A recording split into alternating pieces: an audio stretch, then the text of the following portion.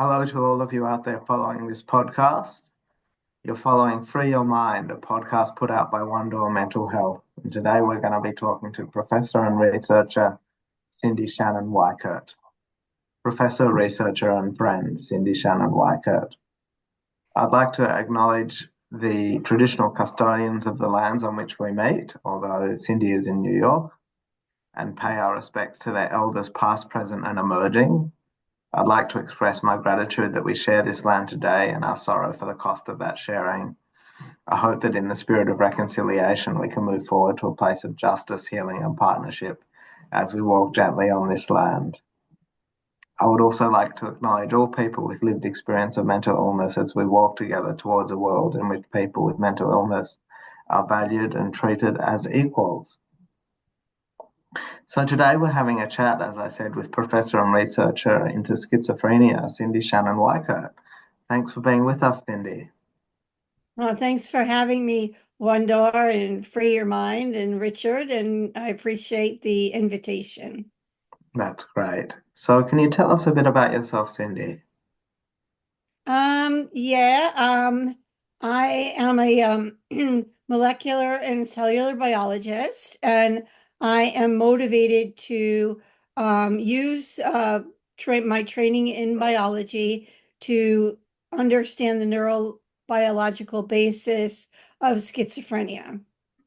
Okay, that's great. Um, I'd like to dive into a subject which is a bit personal for you, and I'm going to try and be sensitive, so please tell me if I'm not. Um, I am keen to talk about your breakthroughs in the neurobiology of schizophrenia, but first, can you tell me a little bit about your brother? Um, yeah, as you know, I had a twin brother. He was actually 3 minutes older than me. And we grew up in a normal house in a small village in upstate New York. And we did the typical kid things and played board games and rode bikes. And then we hit teenage years and we had different friends, obviously, because he was a boy and I was a girl. And we were just getting to transition into independence and getting used to dating and things like that. And my brother and I were very close, being twins. And we were also quite competitive when it came to school grades. And I guess for me, it was heartbreaking to see my brother not being able to pay attention in school, not having command of his mind and losing interest in things, not wanting to go out with his friends, asking mom if he could get out of going to high school, and my mom going out of her way to support him during that time. And then eventually seeing my brother lose touch with reality, basically saying very unusual things and not making a lot of sense, accusing me of, being the daughter of the devil and, threatening my mother. And it was pretty scary times. I didn't probably support my mom as much as I should have because I didn't really know what was going on. Mm. And at one point, my brother actually started choking my mom. And she said, call the police, and I called the police and they came and they took my brother to the local station.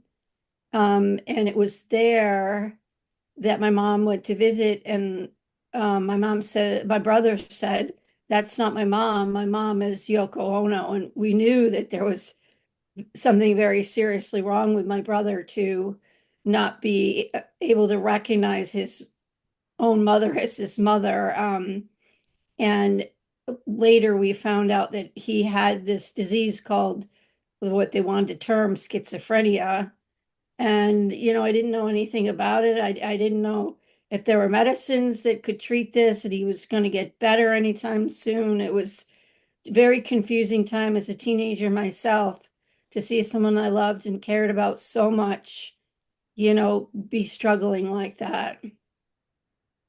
Can I ask how long people talk about the prodromal phase, which is the phase at the beginning of schizophrenia, I guess when things are starting to turn, but maybe full-blown psychosis has not happened. How long was your brother in a prodromal phase? Yeah, I guess because like I started recognizing it early because we were in the same math classes together. Mm, Um, and so I could see that he wasn't able to concentrate. And what happens in the prodromal phase often is teachers notice that the school grades are dropping for mm, individuals that could have, been doing okay or even excelling in school, that they'll take a hit in their academics. And my mom's strategy was we'll move him. He doesn't have to go to high school. We'll move him to college. He can start college because my brother was actually a genius. And so she really? thought, well, he can finish his high school degree and get college credits at the same time. And she bought him a car so that he'd be able to travel back and forth. So all of that probably happened over about a year and a half's time frame Okay. And you before said we saw the florid psychosis happening, the hallucinations and the delusions. you said your brother was a genius, and I've known you for a while, and you've never said that before to me. I think you're pretty smart too. He was the smarter one, believe me. He was the smarter one. What were his interests before he got sick? He was interested in engineering and electronics and mathematics. Engineer. Okay. And when he was living at home, uh, after the prodromal phase and perhaps after the psychosis had hit, what kind of behaviors were you seeing? Um, Okay, so after the prodromal phase, there was this phase where, like, some days he'd really say strange things, and then the next day he would be fine. And so he's kind of going in and out of it. And like sometimes he'd stay up all night and he'd play like the Beatles records backwards and tell us that he was getting messages from the music from playing the records backwards. It was the days when they had the turnstile. Yeah. Yeah, so it was kind of like we weren't really sure if he took drugs or what was happening, like because some days he sort of seemed normal, like in terms of being able to carry on a conversation and not lose the thread, or and then once he got, very aggressive towards my mom, and then we clearly knew that he was hallucinating. Then they put him in a state facility.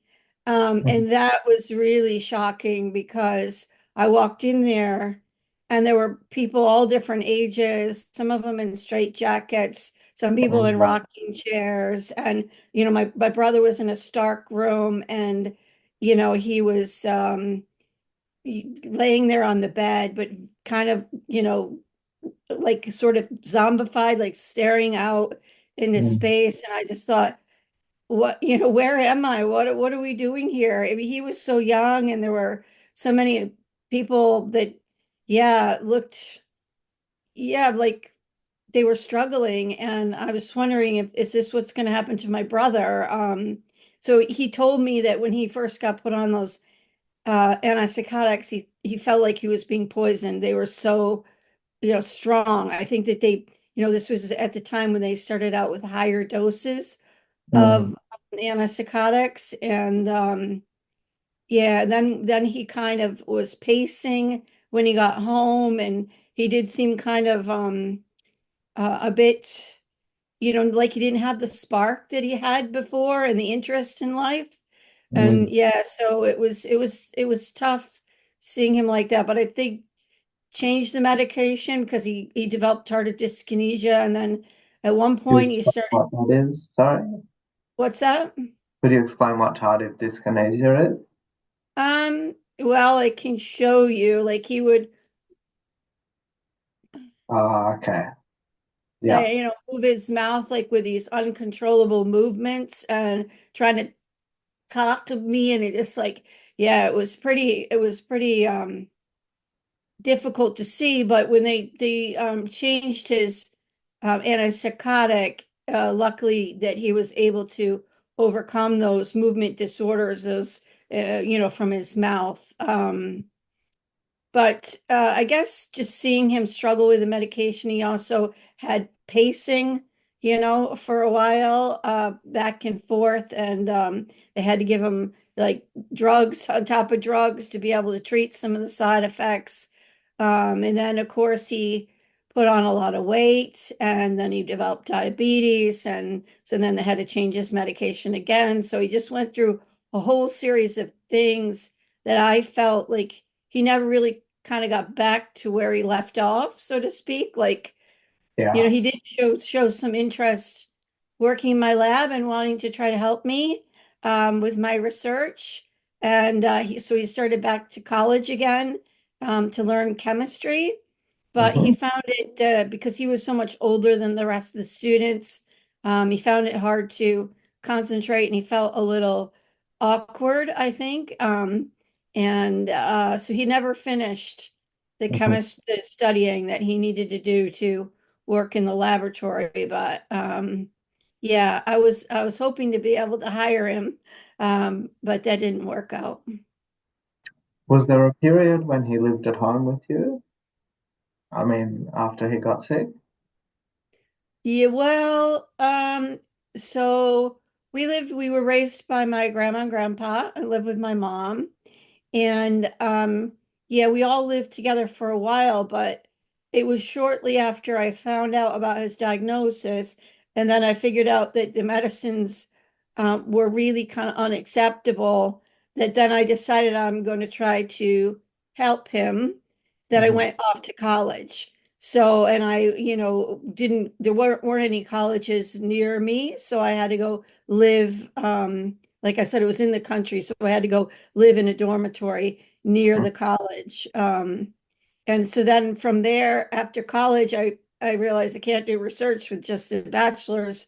So I went on to get the PhD, and that was in New York City. So and after that, I went to Washington, D.C. to do my postdoctoral training. So, and then after that, I went to Sydney. So I kept getting further and further and further away from him. Mm. Of course, we stayed in touch, calling each other and emailing each other, but we weren't physically together very much after I started my studies. Okay. So, um, what was your motivation? Well, what did you study first? Well, I first thought I wanted to become a doctor, a medical doctor. So I started studying biology because in the States you study for 4 years and get a bachelor's, then you apply to medical school. And as part of my field period experiences, I shadowed a doctor, and I realized that the doctors were limited with the medications that they had to offer, and also they didn't understand how the medicines were actually working.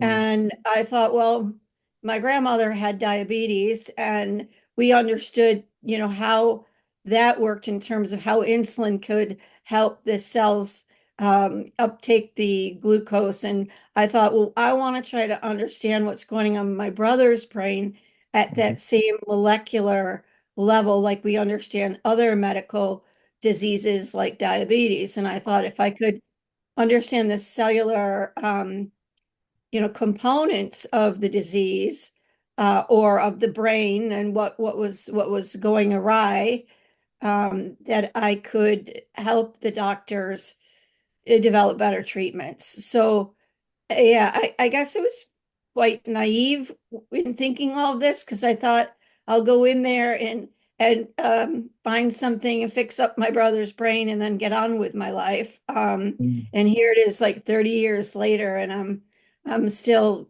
trying to, yeah, make discoveries about the brain and how it's working. It's a very complicated place. Any regrets? Um, Perhaps that. Uh, Yeah, I didn't take my brother to help me, even regardless if he had the degree or not, found a job for him to do. Mhm. so that he could have been with me along the way. Yeah. Okay. Before we talk more about your research, which I think is really interesting, I think you used the term schizophrenia. Um, there is in the DSM, the Diagnostic Statistical Manual, that has schizophrenia, schizoaffective disorder, schizopersonality disorder, psychotic depression, and for women who have recently given birth, it's perinatal. I think it's called perinatal psychotic disorder. Just what are your thoughts on the fact that there are so many different psychotic disorders? I guess it sort of points to that there's a lot of situations or phenomenon or biological uh things, social things, that can trigger a manifestation of a constellation of um, altered states, shall we say, that can lead to that diagnosis. Basically, the diagnosis is not one that has a biological basis. It's actually one that's done through clinical interviews. And Mm-hmm. I think that there is a lot of heterogeneity. There's a lot of different reasons why people could present with those symptoms. And of course, other people think that there's quite a wide spectrum of, interacting with the world, interacting with one another. And so, where do you actually draw the line between when something is unusual or even creative, and then when something actually becomes a disease as defined by the DSM Mm-hmm. is a question. But I think that because there's so many different routes to um, get psychosis, like we know for brain autoantibodies can trigger psychosis, and otherwise, healthy functioning individual. We also know postpartum psychosis because probably the many things are going on, but there's a huge drop in hormones, and that can change things. There's also increased risk of developing psychosis at the time of menopause for women. And it was interesting for a long time, this difference between males and females um, with schizophrenia. I'm currently most interested in the role of the immune system in schizophrenia, but I know you want to talk to me about that later, so I'll leave that. That's okay. Do you think that there will ever be blood tests for these various forms of psychosis? Yeah, that's almost like you pitched me a slow ball, as we say in baseball. Absolutely. I think there's going to be multiple different subtypes of, if you will, schizophrenia. And, we can use the biology to tell us who's got which type and then to tailor the treatments accordingly. Like I think of immunology or cancer. Let's take cancer because that's easier to think about. We have women that get breast cancer, and we do some biological tests, and they can have type A, B, or C, and then we direct the therapies depending on which type of breast cancer they have. It's all still at the surface called breast cancer, but there's different underlying molecular mechanisms that's triggering the aberrant cell growth. And then you can get at that target. When you target it specifically, you have a lot better chance of, killing the cancer, overcoming the cancer, and the person surviving. So that's the kind of model, at least I have in my mind, that we Mm. can achieve that in those diagnosed with schizophrenia. And your mind is a very big one. Um, so maybe could you chart for us where your research career has taken you around the world and around the mind or the brain? Yeah, well, I think, the core of psychosis, or at least we think the core is aberrant dopamine signaling, too much dopamine. And that's based on the fact that antipsychotics block the dopamine. But that's kind of overly simplistic. dopamine is a part of the systems of the brain, but the brain acts as an integrated whole. So I've been in a lot of areas the brain interact with dopamine. That's just not the dopaminergic neurons themselves, but the frontal cortex where language and reasoning is, been in the basal ganglia that controls learning and motivation and reward. I've studied a bit in where the midbrain, where the dopaminergic neurons are, and I've also studied a developmental zone within the adult brain that actually harbors stem cells and progenitor cells, and try to understand how that is changed in somebody who has had schizophrenia. So we've done a lot of studies in people who've donated their brains, or their families have donated their brains. And then we've also done a lot of imaging studies where we can look at the brain in the MRI, and we can try to understand when we give novel therapies, are we changing the brain activity in a positive way that could lead to benefit for the individuals. And I guess in terms of where I've been in the world, I've been quite a bit in Europe, and I'm recently going, or say, how do I want to say this? Yeah, in the near future, I'm going to Germany to to give a opening lecture in psychoimmunology experts meeting in Ulm, and I'm very excited about that. So the work in the beginning about the immune system in schizophrenia was not that well accepted, but there's been like sort of a sea change within the last 5 or 10 years where it's considered a very hot topic now. And I think what's most exciting about studying inflammation and schizophrenia is that we have therapies that we can borrow from our immunology colleagues and see if they're a benefit, in people with schizophrenia. So, okay, so I'm supposed to say where I've been in the world. No, Uh, that's Mostly in Europe, a lot in the US, of course. And now I have a lab in the US and a lab in Sydney. And I mainly have a lab in the US because the funding is so limited in Australia right now. It's very difficult to advance the science. Yeah, there were only like four mental illness grants, like less than 2% of the total grants awarded in all mental health. So it's very challenging time to be a mental health researcher right now in Australia. You mentioned psychoimmunology, and I think this ties into where your research is at the moment.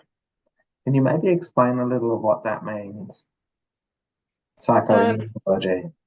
yeah, so um psycho usually means has to do with the brain, like psychology or psychiatrist, has to do with the mind and the brain. And then immunology means it has to do with the immune system. So psychoimmunology would be the interaction between the brain and the body, or the brain and the immune system. How does the immune system talk to the brain? How does the brain talk to the immune system? I'm more interested in how white blood cells not only talk to the brain, but how they actually transmigrate into the brain and then become brain cells, and then can interact with the local resident cells of the brain, and they actually can change their function.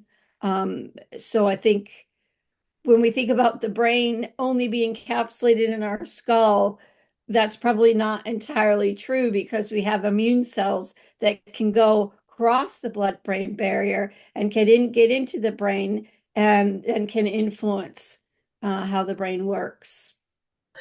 If that is right, your hypothesis that immune cells can enter the brain and affect brain cells, what does that mean for the development of new treatments? It's a really interesting question. So, yeah, I didn't come up with this idea entirely on my own that immune cells can cross over and get into the brain. It's been shown well documented in neurological diseases, like multiple sclerosis or Alzheimer's or Parkinson's. So we know this is a phenomenon that happens, and we can study it in rodents. So it's been proven that immune cells can gain entry into the brain, and they do so by like squeezing between the endothelial cells and then chewing their way into the brain. So we know all those things happen. I guess what's new about my research is saying this is also happening in the brains of people with schizophrenia. So I Mhm. think the question that I had is when the immune cells get in there, are they benefiting the brain or are they there to harm the brain? So I had to look at the different types of immune cells and determine if they were helpful or harmful. And I've determined that they're the harmful kind. They're there to wreak havoc. And sort of the way I like to think about them in my mind is like suicide bombers. They're going in there and they're releasing toxins and cytokines. And we don't actually know why they're there. Like, are they trying to, target something? But there's a lot of collateral damage that they create. Um, Mm. and so my thinking now is that we can block those cells from getting in. And there is a new trial that was just talked about at the recent meeting from my colleague Oliver Howes at King's College London, where he gave a monoclonal antibody to natalizumab. And that is like if this is the blood-brain barrier and the immune cells are crossing, they need to first attach to the blood-brain barrier to the endothelial cells, and the antibody will actually bind to the blood vessel and block the cells from being able to get across. So that's very exciting because he actually found that it provided benefit on symptoms. People Mhm. with schizophrenia, these individuals were already stabilized on the antipsychotics. So the psychiatrists did their best to figure out the dosage and do the best they can, and with the managing the symptoms. So that what happened is you give this monoclonal antibody on top of that, and you still get benefit in symptoms. So that suggests to me that that's targeting a different mechanism than the antipsychotics are, and that we're getting additional benefit, which I think is very exciting that we have completely different mechanisms besides dopamine that seem to be bringing about benefit. Okay, so you've explained a possible new route for treatment of schizophrenia through preventing immune cells from entering the brain. Can I ask you if you could make one achievement in your career, what would that be? Mm, well, I think it would be awesome if I could replicate that trial and find a biomarker in the blood for those individuals. I expect it to be a subset of people that have been diagnosed with schizophrenia that are responsive to this particular medicine. So having something that's really effective for, like, say, a slice of the pie, like, as many as 25% would be great. Yeah, just to be able to offer people something like I've got for my autoimmune condition, which is vasculitis. So I was recently diagnosed with this over the last year, and I struggled to breathe, and my lungs filled up with blood, and I didn't know what was going on, but I had an antibody that meant that my immune system was attacking my blood vessels, Mm. and that can cause problems in the lungs and in the kidneys. But then I was treated with a monoclonal antibody, and I got better and I went into remission. And yeah, it's amazing to know that you can modulate your immune system and then give your organs a chance to heal. And you don't have to take medicine for the rest of your life. And that Mm. you can put that disease and that diagnosis behind you in a way, and hit the restart button. That's what I would like to be able to offer those people that have been diagnosed with schizophrenia and feel that they're not getting benefit from the antipsychotics that the psychiatrists have to offer them. Are you driven? Am I driven? I used to be. I think, I'm getting a bit older and I am thinking Still about, young. You're still young. I'm thinking about, well, who's going to be, leading the next generation. So yeah, I'm driven, but I guess I'm looking to train up the next group of scientists to pick up where I left off because still a lot more research to do. It's a long road research, and I think it's gonna. I don't know exactly how long it's gonna take, but I don't want to be under the impression I was when I was young that I'll work on it for 5 years, 10 years, and get on with my life. I wanted to do something to be help my brother, and I'm impatient. That drives me a bit, but I'm also realistic that research is a long-term commitment, and um, we still also need to do things to uh, help accept people and understand people that are having mental health issues and be more supportive and understanding and have a lot more opportunities to embrace them in our lives and in our work and in our schools. I think, yeah, I don't think I think there's still too much stigma. Um, Mm. but I feel that we're sort of, I hope we're in this together. I think, just because there is frustration about how slow the research is, and I know there's a sentiment, stop studying our brains out there, but I think that would be the wrong thing to do, to give up at this moment in time when we have so much better technology and we're making strides and advances at a much faster pace than we were before. I think Mm. this is the time to invest more in studying the brain and to not lose hope. And yeah, and to recognize that, you know, people are doing the best they can, whether you're a doctor, whether you're a researcher, or whether you're a person with lived experience. We're all on a journey, and we all are here at this time on this planet, and let's work together.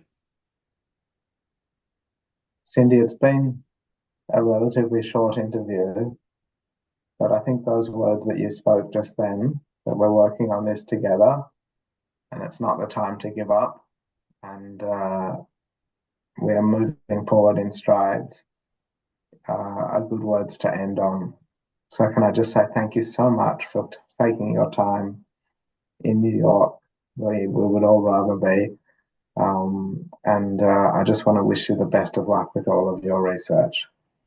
Thank you, and hope everybody has a good 2025. And yeah, I'll be looking forward to seeing you soon, Richard.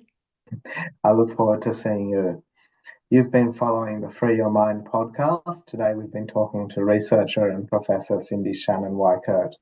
Stay tuned for the next episode of Free Your Mind that will come in about 3 months' time. Thanks for following us and have a great day. Okay, bye. Bye bye.